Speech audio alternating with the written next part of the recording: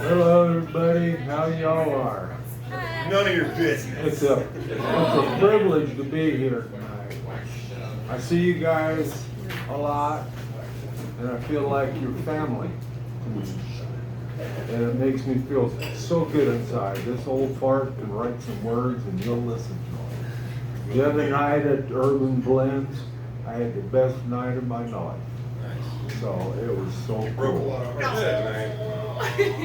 I put poetry every night on my channel. It's called Kurt Space on TikTok, YouTube, and Facebook. Some of them I can't put on Facebook because that's the only one my 90-year-old mother looks at. And she is a fanatical religion. Any of you in here Pentecostal? I've seen it. Every Sunday. I'm sorry. I'm joking. I'm sorry. But if you've ever been to a Pentecostal church, you've seen some entertainment. Speaking in tongues. Oh, no. People flopping on the floors. It was scarier than hell. Speaking things you couldn't understand. Then the older I got, I thought, oh, this is good entertainment. So here we go.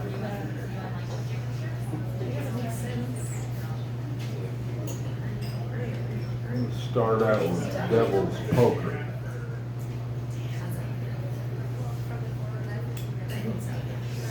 Playing cards with the devil, you expect him to cheat.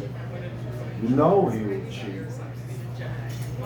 But the pot is low, not your soul, but just a few bad habits that will break you and make your life miserable.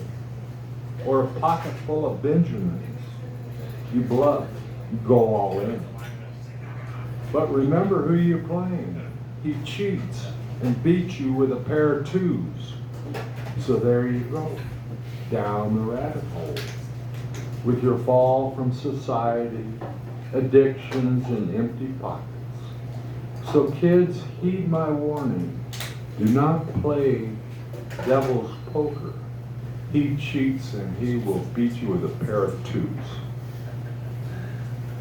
Thank you.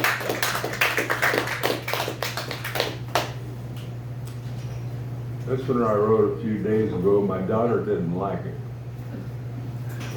We'll probably like it then. So I'm going to read it anyway. The Round Man. Because he was round, people averted their eyes. Because he was round, no matter how hard he tried, he could not change his roundness. People say they were afraid of his roundness. Authorities stepped in and declared roundness was a crime. They finally captured the round man, placed him in a rectangular room. The other prisoners thought roundness was an uncomfortable climb. He served his hard time and was released with a warning, never to be round again. But after 3 strikes law, the round man was sentenced to death. People began protesting the injustice towards the round man and held signs stating roundness lives, lives matter, but to no avail. The hood was pulled as he sat in the electric chair, strapped down to prevent his escape. The clock struck 12, the levers were pulled, and at 12:01 the round man became a burnt biscuit.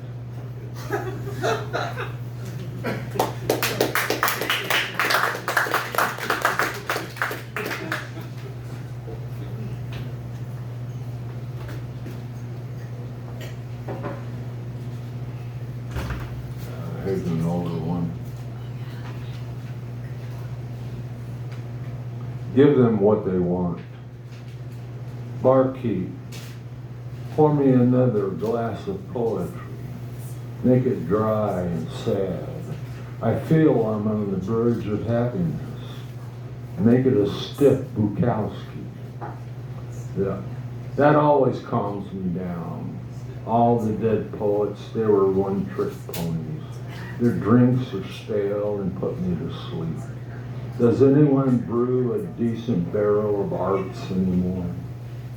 And another quarter in the jukebox. And another Hank Williams heartbreak song. Another fool falling off his stool. And one more painted lady trying hard to make me laugh. And another double Bukowski. That's the ticket. Let me waller in my misery. Wrestle with my demons and self-doubt. Let me suffer for my art. Now I can write. Now the words will drip on the page like blood from a busted lip. Now I can give them what they want.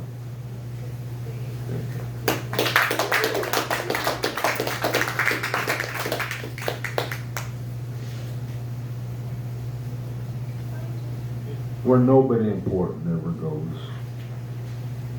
Living through a perpetual morning after, I slump into my stool and order the cure. She came into the bar, poofed out like she had every stitch of clothing she owned. I was sad. She was sadder. She searched the ashtrays and sat at the bar. Buy me a drink, sailor, and I'll tell you 3 mean jokes. I said, tell me the first one and I'll decide. The only joke I remember when I turned the page was her stealing my last $11 from the bedstand and disappearing in her ball of clothes to live another day next to the tracks where nobody important ever goes. Thank you.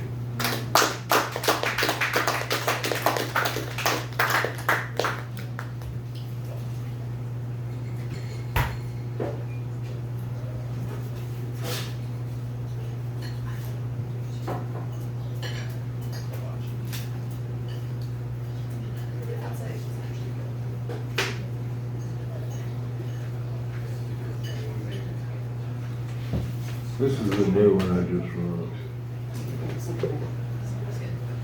Come into my confessional, and I will be your Holy Ghost. Tell me the things you wouldn't say to a priest. Tell me in detail. The sins you have committed, the sins you would like to commit. I will take your confession, roll it into a blunt, and smoke it. Because I am your Holy Ghost. I don't tell my mother that one.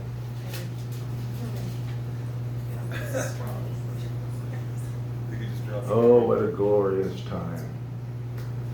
When a disheveled man appeared at her doorstep and asked politely for food and maybe some spare change. This was the moment when worlds collide, a moment that hurts to see the opposite life, staring into the eyes that told her he was looking at your soul. She offered him inside and left everything on the doorstep. Her fears disappeared like a sunset. He left his shoes and the remains of his socks. She knew she lived for a desperate fantasy. He knew everything, including need. She smelled of lilacs. He simply stank. They bathed together and washed away all pretensions. She lay on her too familiar bed and became the caring man that she had never met. His urgent lies, love, and warm understanding. She was afraid she had not locked the door. A man from ashes, a frightened recluse. Her heart was broken. He simply turned the page and walked away.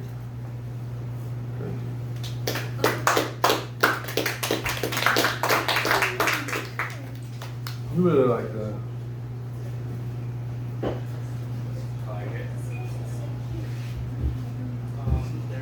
Oh, here's a good one. I like this. I like history. 1876 was a bad year. The young braves were comparing their bellies. You have smallness because you are a bad hunter. The other Cheyenne brave replied, I only eat my share and you are slow. Custer oiled and shined his saber, fluffed his leather cap, feathered cap, told his captains, we will split at daybreak. It will be our finest hour. Look prime. James Butler Hitchcock, Wild Bill, sat at a smoky table of poker in the number 10 bar of North Dakota. He drew black aces and eights. Wild Bill, subject dime store novels, took it from behind holding the dead man's hand. Custer, that yellow-haired devil, would command his men into history. Sitting Bull's vision of white men falling from the sky came true. 1876 was a bad year.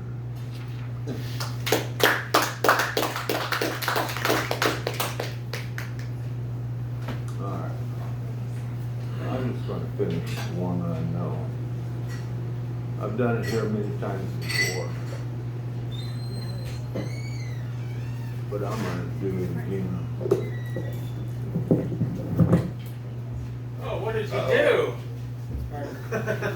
Screwed it up. Brought down the house. I don't need these glasses.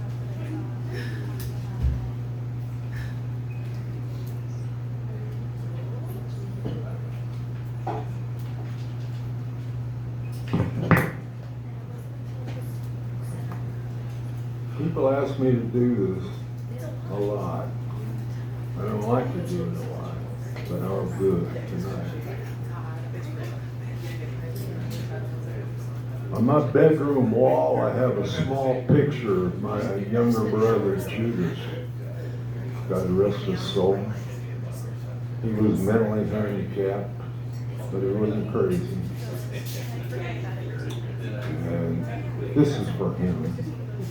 Judas, my brother, he played in the clouds above his head. I never understood much of what he said. But sometimes he was so right it frightened me.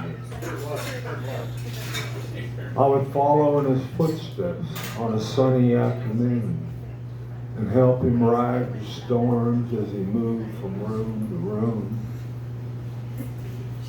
Then he'd turn to me and say, this is a fine way to spend the day. It's an armchair recital. It's as simple as a smile on your face. There are no ordinary moments. Now is the time. This is the place. It's an armchair recital. It's as simple as children when they play. And he would look at me and say, it's a fine way to spend the day. Late at night, I'd lie awake and listen. In the next room, Judas fought his demons, entertained the crowd, and sat in silence. Just waiting for the next time he could say, it's a fine way to spend the day. It's an armchair recital. As simple as a smile on your face. There are no ordinary moments. Now is the time and this is the place. It's an armchair recital. It's as simple as children when they play. And he will turn to me and say, big brother, this is a fine way to spend the day. Thank you.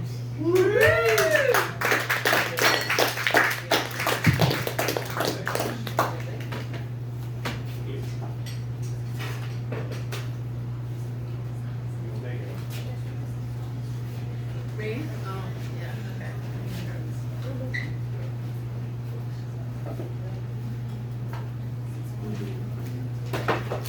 Thank you, Curtis. Welcome, thanks, Curtis. If you weren't going to do Judas, I was going to just make you stay up here until you did. Besides one, but keep asking for it.